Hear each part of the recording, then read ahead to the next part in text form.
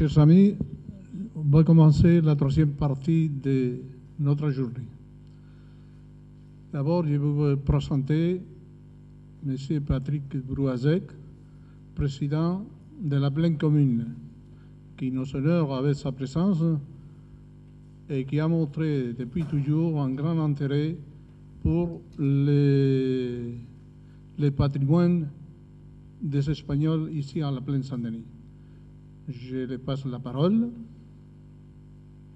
et va nous informer de lesquelles sont les démarches, enfin surtout les futurs et l'avenir de ces sites. Ah bon? Ah, bah, excusez-moi, parce qu'il y a un changement. Il y a un changement. Oui, effectivement, il y a la présidente de la Casa d'Espagne, la Maison d'Espagne à la région parisienne, qui va nous dire quelques mots, surtout au sujet de la Maison d'Espagne, et de comment il voit aussi le futur de ces sites. Bien, je lui passe la parole. Il va nous informer de tout ça.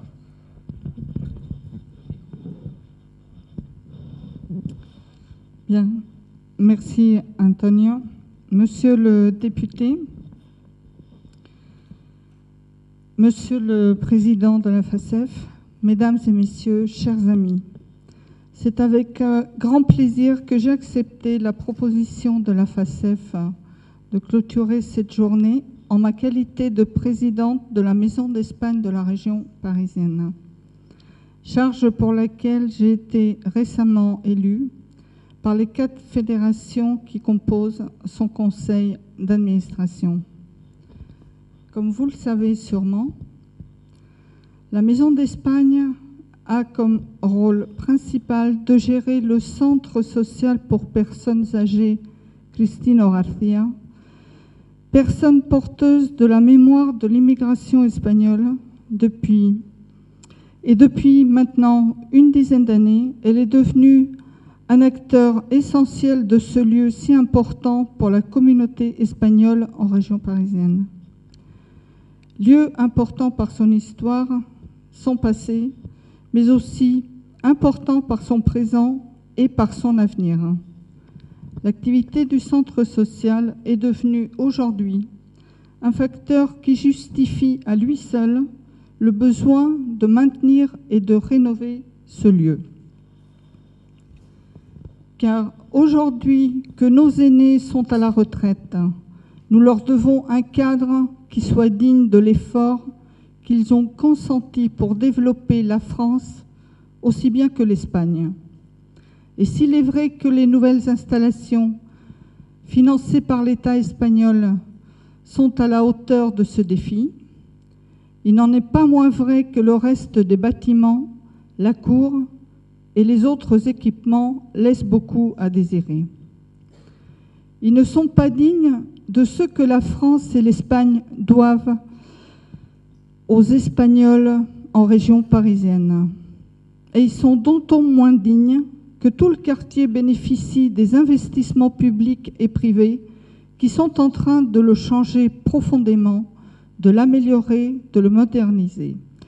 Le décalage n'en est que plus criant. Bien que je ne sois pas spécifiquement mandatée par mon conseil d'administration, je tiens néanmoins à vous affirmer l'importance qu'à mon avis, revêt ce séminaire aujourd'hui. La qualité des expositions, les rappels historiques et surtout les projets d'avenir, les engagements des uns et des autres m'ont paru d'une grande qualité et d'une grande pertinence. Mais pour conclure, je veux à mon tour attirer l'attention des collectivités territoriales sur la nécessité d'intervenir rapidement pour mobiliser les moyens financiers nécessaires à la transformation de ce patrimoine déjà légendaire et à la fois prometteur. Je veux aussi vous dire que je serai active pour mobiliser la Maison d'Espagne, à côté du Hogar de los Españoles et des fédérations dans un si beau projet. Merci et à très bientôt, je l'espère.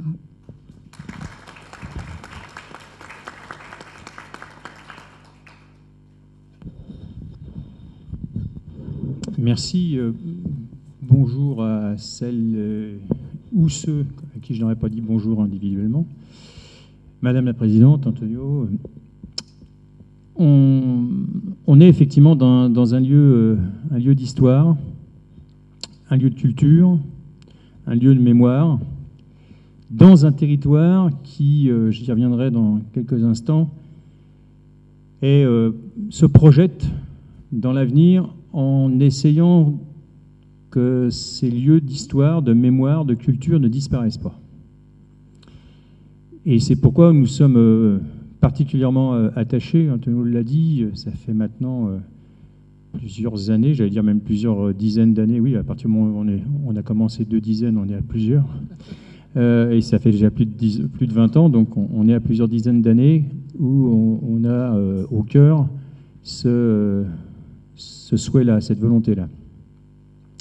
Alors j'ai bien entendu ce que vous avez dit et nous ne manquerons sans doute pas, et en tout cas moi je compte sur vous, pour mobiliser l'ensemble des institutions, quelles qu'elles soient, pour que ces lieux, ces 2 lieux et puis cet espace, parce qu'on a effectivement la maison de retraite qui est digne, elle, les autres lieux puissent avoir la même dignité. Et ce, pas simplement pour remercier d'une certaine façon le travail qui a été fait, mais parce que ce lieu mérite un avenir, quoi. Et qu'on ne doit pas en parler simplement au passé ou dans un présent toujours incertain. Voilà. Ce d'autant, et vous l'avez bien souligné, qu'on est sur un projet de territoire qui aujourd'hui fait bouger beaucoup nos quartiers, les quartiers environnants. Et pour rien vous cacher, j'ai passé une journée quasiment autour de... Je passe d'un truc à l'autre, là, mais quand même tout autour d'une sorte de fil rouge qui est on appelle ça un cluster, on préfère nous dire territoire, des activités culturelles et de la création. Ce matin, j'accueillais à la Cité du Cinéma de Luc Besson toute une délégation de l'Agence française de développement urbain, l'AFDU, qui venait un peu de partout d'Île-de-France pour visiter le site, pour comprendre ce qui se passait sur ce territoire. À l'instant, j'étais pas très loin d'ici, au dock Pullman, sur les magasins généraux, où une grande manifestation consacrée à la dimension 3, à la 3D, était donc une manifestation internationale se produisait, et où on a aussi présenté le projet de territoire de pleine commune. Et je vois que vous êtes aussi doté de moyens audiovisuels, donc vous êtes complètement dans l'air du temps par rapport au projet de territoire de pleine commune. C'est dire qu'on a aussi besoin, et c'est vrai que moi j'ai tout de suite dit OK à Luc Besson quand il est venu me dire bien je voudrais faire une cité du cinéma dans la vieille centrale EDF qui date de 1934, parce que ce sont des équipements, des bâtiments qui ont une histoire, sont aussi des lieux où il y a des traces, non pas vivantes, mais des traces très palpables du monde du travail. Et on n'en a pas trop de lieux qu'on peut préserver, comme celui de la centrale EDF de Pleyel. On en a encore quelques-uns qu'on va justement faire en sorte de préserver et de restaurer, de requalifier, de réinscrire dans une modernité.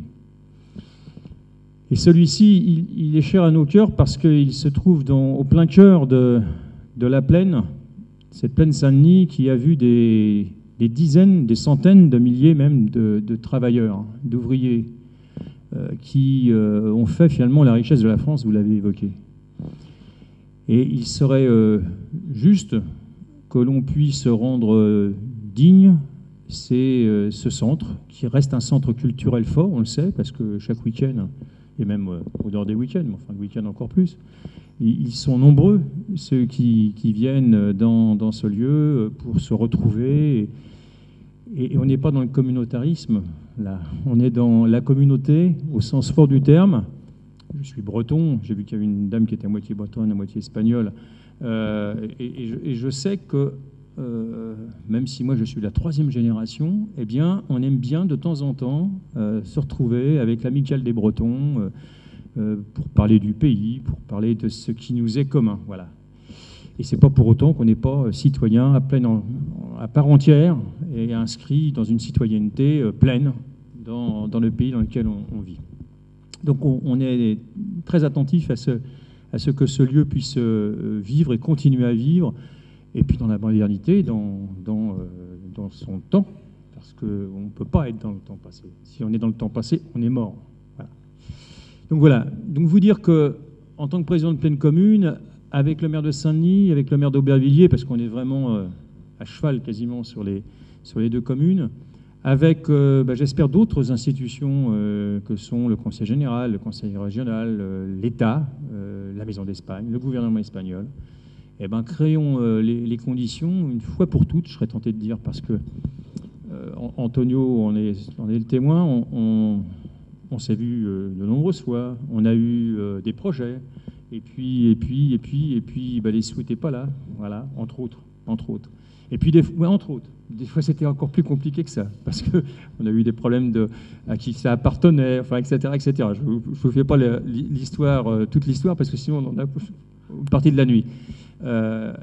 Donc, nous on est prêts. En tout cas, on est prêts à faire en sorte que dans ce quartier qui est en train de se rénover, dans ce quartier qui est en train de se reconstruire, de se requalifier, eh bien, votre centre trouve toute sa place, participe, y compris à ce que je disais tout à l'heure, au projet de territoire qui est le nôtre, autour des activités culturelles et de la création, parce que vous en êtes un des éléments, et un élément non négligeable, un des lieux qu'on identifie, nous, quand sur notre carte, on cible les lieux où aujourd'hui il se passe des choses en termes de création artistique, en termes culturels.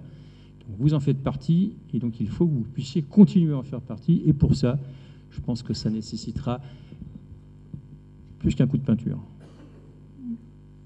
Voilà.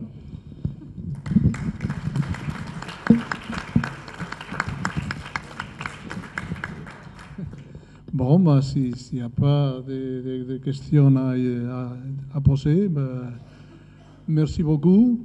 Merci pour votre présence. Et bien, à la prochaine.